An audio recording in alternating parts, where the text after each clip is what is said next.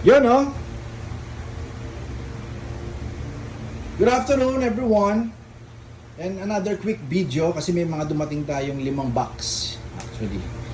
And isa to sa mga 5 box na dumating. So ipapresent natin dahil ako excited ako dahil lalo na dito sa GR Sport. Ito na yung bagong design, the all new design ng GR Sport. Siyempre meron pa rin tayong personal touch yan, guys. Ma'am, sir, hindi ito yung ordinary design na nabibili nyo sa market, lalo na sa marketplace. Siyempre may yung TRD natin nandyan pa rin naman. So unahin na natin to. Si GR Sport na bago, which is ito yun. Isa sa mga design na nabago sa kanya, o in-upgrade, meron na siyang groove dito. Parang hump yan. Para sa, syempre, for better handling. Pag hinahawakan mo dito, meron na siyang parang kamay, di ba? Unlike this one, plain lang siya. Ang TRD design natin, yung pa rin naman.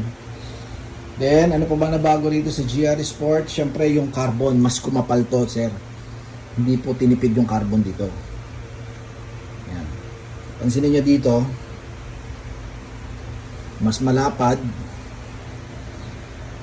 Ito, hindi ganun kalapad. Although, syempre, sabi ko nga, ang TRD steering wheel natin, hindi pa rin to standard na kapal, guys. Mas makapal to sa standard. What more, this one sa GR Sport.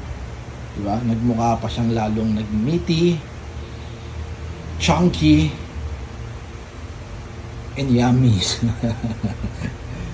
O, diba? Makapal dito. Then, all the way down here, yung perforated leather na ginamit sa kanya na may Italian stitches. Siyempre, nandyan pa rin yan. Mapapansin mo, guys, naging visible yung mga cuts niya. So, yung parang muscle na fineflex. Kumpara dun sa TRD natin, meron pa din naman, syempre, pero mas visible dito at mas malaki kasi to.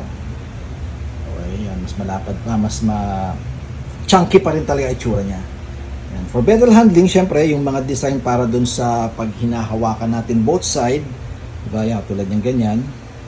Then, pag liliko, gagamitin mo, syempre, pagka yung magmamaneuver ka, makakapa mo, mahahawakan mo. So, again, para sa better handling pa rin yun. Then, pababa dito, kung mapapansin mo, mas manipis-nipis yung TRD. Ito, makapal. So, nag-complement dun sa taas na mas makapal din dito. Yan. Yan yung bagong design natin. Mas malapad, mas makapal talaga siya. Then yung lower lip niya na which is yung dating ginagamit natin na sticker lang, ngayon emblem. Yung original, guys, na 21 hanggang 2025 model na GR Sport Fortuner and Hilux, ito rin yun. So badge na siya, hindi na siya yung sticker before na ginagamit natin. Ito original na talaga na GR Sport na lip. May mga part number yan or yung serial sa gilid.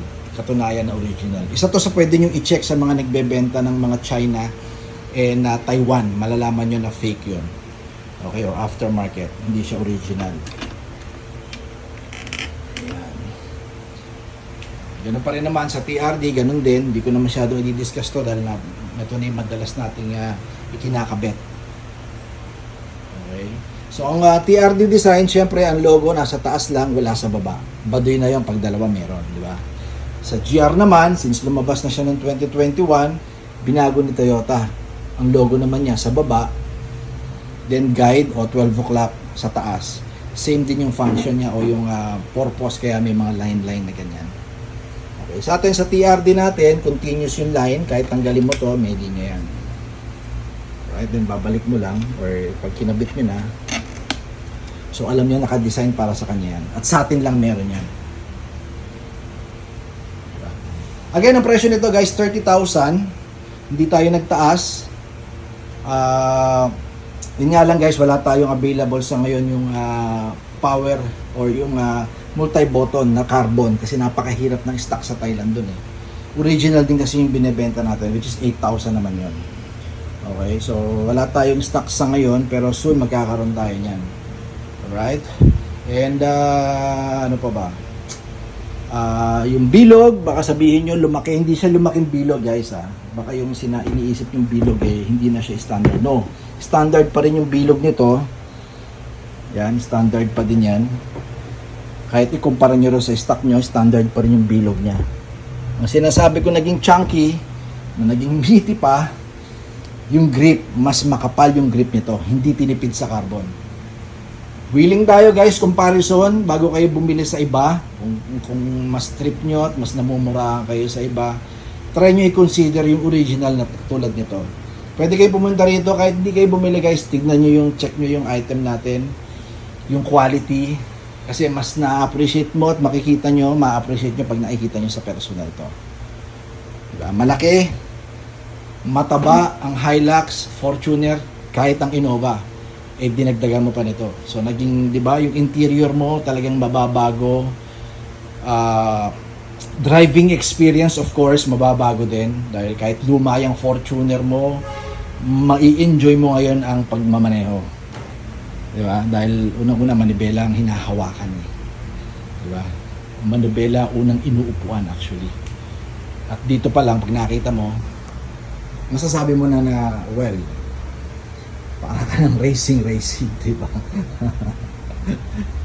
So follow TRD Parts sa Facebook page, TRD Parts sa YouTube, TRD Parts sa TikTok. Yan, may TikTok tayo. And yung may Philippine flag sa dulo yung site natin guys. Then of course, meron tayong Viber, WhatsApp. Sa upper right na yung may screen, diretsong tawag, sir, text, tumatanggap tayo at nare-receive naman natin yan so far. 0917-888-1133. And comment down below kung syempre kung ma-share nyo to, napaka-overwhelming nun. At least mas maraming mararating. Di ba? Alam niyo naman tong yung page natin, nakakarating na tayo ng Amerika, Europe, Middle East, Australia as well. Marami tayong client yan. Meeting, di ba? So may stock tayo, 5 sa GR Sport, 5 sa TRD. Okay? So may mga nagpa-reserve na, titignan ko na lang, pero sa pagkakatanda ko, meron pa naman tayong available 2-3. Kasi naka-reserve na yung iba, alam niyo naman, hindi tayo makakuha ng talagang sobrang dami nito eh. Natatagalan din tayo sa shipping. Alright? So Mike TRD here na nagsasabi, don't settle for anything less. Ano pa hinihintay nyo? Toyota is still the best. Keep safe everyone. Bye-bye.